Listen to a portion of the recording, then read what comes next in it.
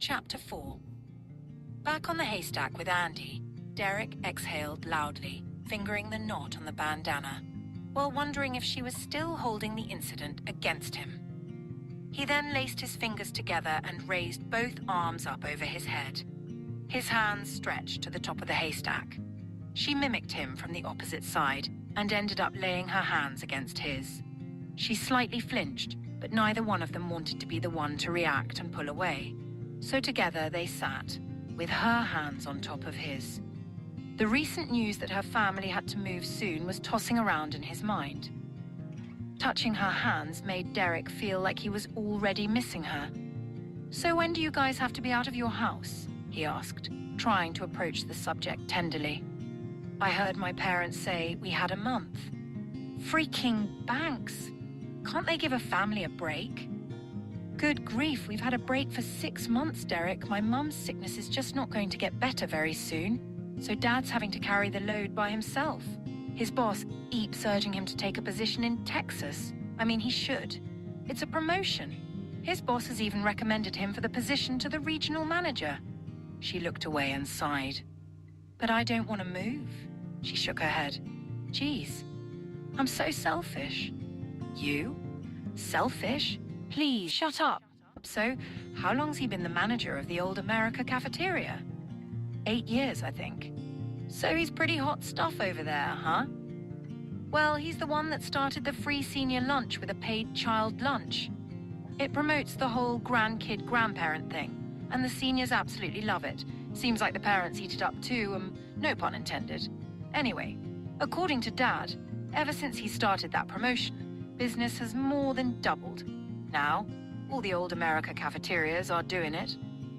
Derek laid his head back and grinned, listening to her relaxing voice, and then a moment later grimaced. He tried to imagine what life would be like without Andy around. One thing was certain as far as he was concerned. She would brighten lives wherever she ended up. "Well, no matter where you go, you'll land on your feet, having straight A's, and all. Let's talk about something else, okay? What's gonna happen is gonna happen," she said, trying to pick up the mood. Okay, Johnny J thinks he's gonna marry you." "What? Where did how in the what?" "Johnny J is like 2 grades lower than me, and he's an itty-bitty thing. What would ever make that little French fry think he was gonna marry me?" "I might have told him that, you thought he was cute." "Dare, Rick," she yelled, flipping over onto her stomach. She reached over the stack and gave his head a shove, then said, "You'd better be joking. You so better be joking." "Oh, man. Is that why he's been following me around at lunch? Oh my gosh, and I've been smiling at him thinking he was like, I don't know, lost or something." Derek snickered. "Maybe you and the fry could multiply and you guys could become like a value meal together or something." "Geez, Derek, I could kill you right now," she grumbled, trying to reach him again. Derek ducked and leaned away, wearing a large, gratified smile on his face. She flipped back around and threw herself into the haystack in a huff. Derek then threw himself into the haystack the same way, mocking her with a chuckle, then felt around at his side for the bandana of peaches until he found them. Andy glared off into the distance with a minor shake of her head, then considered the humor of it all and began to feel a half grin break across her lips. In the distance, thunder rolled, and the two turned their heads in unison to watch. The large black crow on the tractor cawed and leapt again into flight, landing this time on a bell housing fastened above the loft's doorway. The large door was held open, locked against the outer barn wall. The crow spotted the two resting in the hay. Derek opened the bandana, grabbed a peach, and proceeded to sink his teeth into the softest part. It was a regular practice for Andy to bring him 2 fat peaches from Old Man Cutter's peach trees any time she was heading to meet him in the loft. The storm was yet in the distance, but was fast approaching. "I love big storms. They help me relax," Andy uttered in a delightful, almost inspired tone. Derek took another bite of the peach and agreed with a preoccupied while wiping the juice from the side of his mouth with the back of his hand.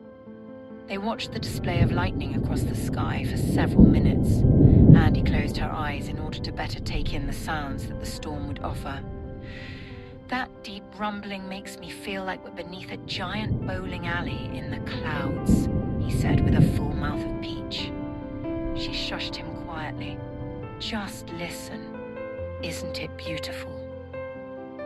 A few minutes of silence passed between them.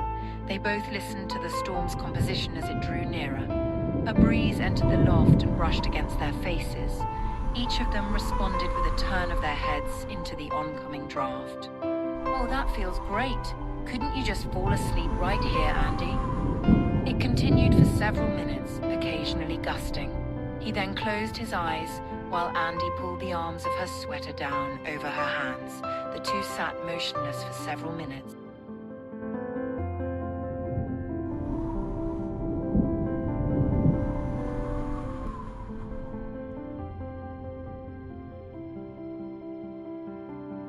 A sudden powerful boom shook the barn and made both of them jump.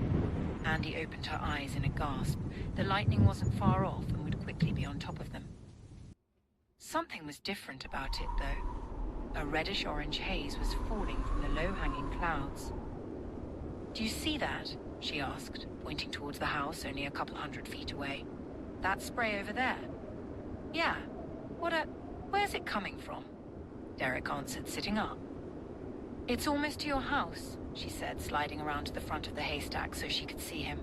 "What do you think it is?" "I don't know." The storm had drawn completely around them. The rain hadn't started yet, but the lightning and thunder was as furious as they had ever seen. The wind started picking up. "I think I'd better head home before the rain starts," Andy said, pulling strands of blowing hair away from her face. She stood up, brushed the hay off the back of her pants, and shook her hair out. A sudden, bright, flickering light lit up the area surrounding the barn. An instant later, a deafening, resounding crack exploded around them. Their eyes were blinded by an intense white flash. Andy screamed in response and jumped away from the open loft doorway, holding both her hands over her head. When she looked up, she spotted Derek on the other side of the loft in a corner with his head between his knees. The reddish-orange fog began to settle in and around the barn. Derek lifted his head, asking, "Are we still alive?" as he checked himself. "Andy, are you okay? What in the flaming heck was that? I don't know when I've ever..." "Derek, get your hiney over here now," she said blankly. He turned around and looked up to see what only could be described as a floating window. "What in the world?" he asked in a stutter while standing to his feet. The mysterious anomaly stood about as tall as he did. As a knot began to form in his stomach, he thought of Alan and Nick and their petrified faces when they encountered him as the Phantom, which may have been to them something just as unexplainable and entirely as unnerving. Derek studied the window, particularly the gathered, distorted mass surrounding it. The window didn't exist as something simply positioned before him like a hanging bale of hay. Rather, it was more like the fabric of the actual space before him had been torn and forced outward as it opened, bunching together at its edges like mounds of snow when plowed off a field. His focus shifted towards the center, a mouth of sorts, dark at first, and drawing swirling air into it like a vortex. The oddity as a whole, suddenly, and only for a moment, transformed into a scene of serenity. The circular opening sat suspended in midair next to Andy. It drifted about a foot off the ground in the middle of the light mist. It stood between the two of them, hovering slowly toward Derek. "What happened?" Derek asked, unsure of what to expect next. Just then, it began swallowing air once again in the same counterclockwise current, becoming as loud as it was just a moment before. "I can see all the way to my house through the window, Derek," she said in a bewildered tone. "What does that mean? Derek, this is scaring me." "I can see the high school from this side," he said. The howling wind gusted harder and continued to blow Andy's hair in and out of her face. She almost couldn't hear Derek for the wind's furious whistling and wailing. She kept her eyes fixed on her side of the window for another moment. which maintained the identical vortex as Derek's side. And then she shot a baffled glance to Derek. "Well, that's 6 miles away. How can you see that?" she yelled. "I don't know, but I don't think I can get around this thing. It's getting wider and heading straight for me. I think I'm trapped," he hollered back. "I think it's a wormhole of some sort, Andy. Stay away from it." "There's a rope hanging from the beam above you. Can you reach it?" she asked. He looked up and then jumped several times, but it was just out of reach. "It's stuck on a hook, it looks like." "I think I can get to it and lower it before the window reaches you." "Wait, what did you say?" "Andy, where are you going?" She darted for the ladder, which was fastened against the wall. She scampered up to the crossing beam in the rafters, and then managed to get her balance on her hands and knees, despite the spiraling wind against her. She began slowly crawling across the beam, realizing she was at least 12 feet above the floor of the loft. "What in the heck do you think you're doing? Andy, go back. Besides, I don't think you're going to make it in time. Just turn around and go back, Andy, go back." Hearing that, she steadied herself and stood up, arms out, balancing herself. "I'll be right there." "Andy, you're going to break your neck. Go back." "I can make it. I'm almost there." "Don't look down, Andy, and be careful." She looked down at him to give him one of her looks and then felt herself begin to lean. "What are you doing? Don't look down." "That hole is going to get to him if I don't hurry," she thought. She glanced down out of the corner of her eye to try to spot it, keeping her head as steady as possible. "Is it gone? I don't see it anymore." "What do you mean you don't see it? It's as big as life.